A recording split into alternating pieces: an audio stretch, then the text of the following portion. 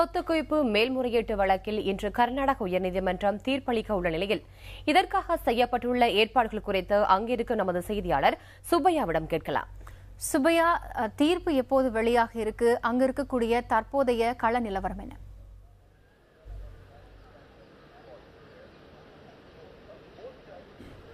அது இன்று அதிமுக பொதுச் செயலாளர் ஜெயலலிதா உள்ளிட்ட 4 பேர் தொடர்ந்த மேல்முறையீட்டு மனு மீதான தீர்ப்பு இன்று காலை 11 மணி அளவில் வழங்க இருக்கிறது. உச்சநீதிமன்ற உத்தரவுப்படி நியமிக்கப்பட்ட நீதிபதி குமாரசாமி இந்த வழக்கை விசாரித்தார். கடந்த ஜனவரி 5ஆம் தேதி தொடங்கிய அந்த விசாரணையானது 41 நாட்கள் நடைபெற்றது. கடந்த வெள்ளிக்கிழமை அன்று இந்த தீர்ப்பு வழங்கு தொடர்பான அந்த அறிவிப்பானை வெளியிட்டுள்ளார். எனவே இன்று காலை 11 மணிக்கு தீர்ப்பு வழங்கப்படவிருக்கிறது. ஏனென்றால் தற்போது கோடை விடுமுறை வழங்கப்பட்டுள்ளது. இதன் காரணமாக கர்நாடக உயர்நீதிமன்றத்தில் உள்ள அனைத்து நீதிமன்றங்களும் இன்று விடுமுறை அளிக்கப்பட்டுள்ளது.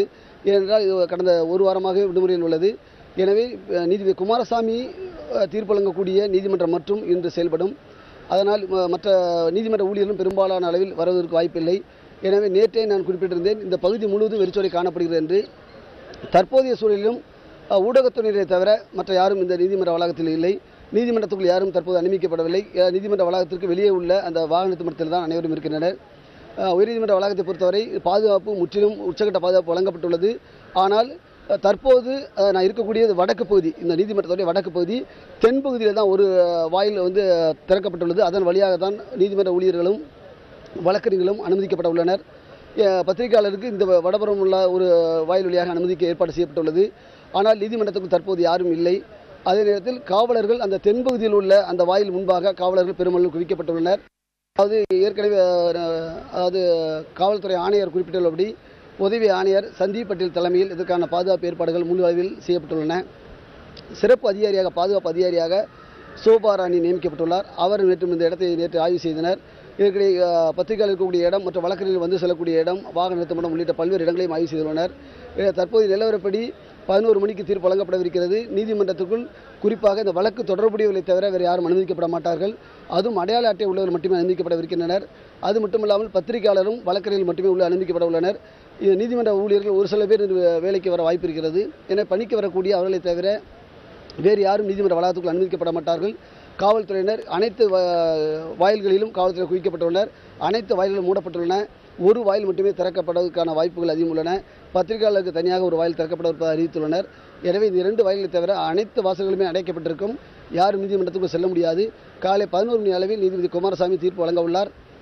இந்த வழக்கை பொறுத்தவரை இந்த வழக்கில் தொடர்புடைய அனைத்து தரப்பு வழக்கறிஞர்களும் ஆஜரான பிறகுதான் அவர் வழங்குவார்.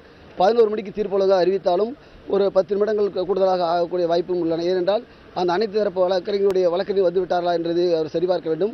அதன் பிறகு அவர் தீர்ப்பு வழங்குவார். எனவே உச்சநீதிமன்றம் வரை சென்றுள்ளதால் இந்த வழக்கில் பல்வேறு தீர்ப்புகளை மேற்கோள் காட்டி அவர் தீர்ப்பு வழங்குவதால் கூடுதல் நேரம் பிடிக்கும் என்று எதிர்பார்க்கப்படுகிறது. ஒருவேளை அந்த தீர்ப்புடைய சாராம்சத்தை மட்டும் அதை வாசிப்பதற்கும் வாய்ப்புகள் அதிகமாக உள்ளன. எனவே காலை 11:15 மணி அளவில் தீர்ப்பு வெளியாகும் என்று எதிர்பார்க்கப்படுகிறது. சரியா சுப்பையா, தற்போது இந்த வழக்கை அடுத்து அதிமுக தரப்பில் தொண்டர்கள் வருவதற்கு வாய்ப்பு இருக்குதா? தொடர்பான தகவல்கள் எதுவும் இருக்கா?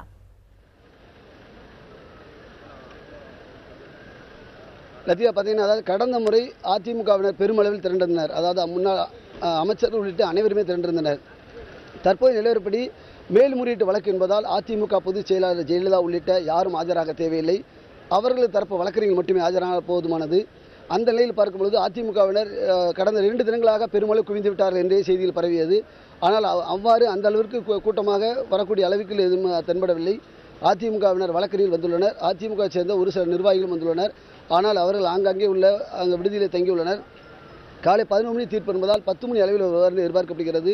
கடந்த முறை போன்று பெரிய அளவில் கூட்டம், பாதுகாப்பு ஏற்பாடு போன்றவற்றிற்கான வாய்ப்புகளே இல்லை. தற்போது நிலவரப்படி காவல்துறையும் பெரிய அளவில் பாதுகாப்பு இங்கு வழங்கப்படவில்லை. இந்த பகுதி முழுவதுமே வெறிச்சோடி காணப்படுகிறது. ஊடகத்துறையை தவிர யாரும் கிடையாது. எனவே அதிமுகவில் தங்களுடைய கட்சியுடைய தலைவர் வருவதற்கான வாய்ப்பு இல்லை என்பதால் அவர்கள் யாரும் பெருமளவில் வரவில்லை. எனவே முன்னாள் அமைச்சர்களோ, மாவட்ட செயலாளர்களோ, மாநில நிர்வாகிகளோ யாருமே இங்கே இல்லை. குறிப்பாக அதிமுக வழக்கறிஞர்களும் ஒரு சில அதிமுக தொண்டர்களும் மட்டுமே இங்கே வந்துள்ளனர். எனவே காலை 10 மணிக்கு பிறகுதான் அவர் எவ்வளவு பேர் வந்துள்ள விவரங்கள் தெரிய வரும். தற்போது நிலவரப்படி நீதிமன்ற வளாகத்தில் பத்திரிகையாளர் தவிர யாரும் இங்கே இல்லை என்பது குறிப்பிடத்தக்கது. லத்திகா.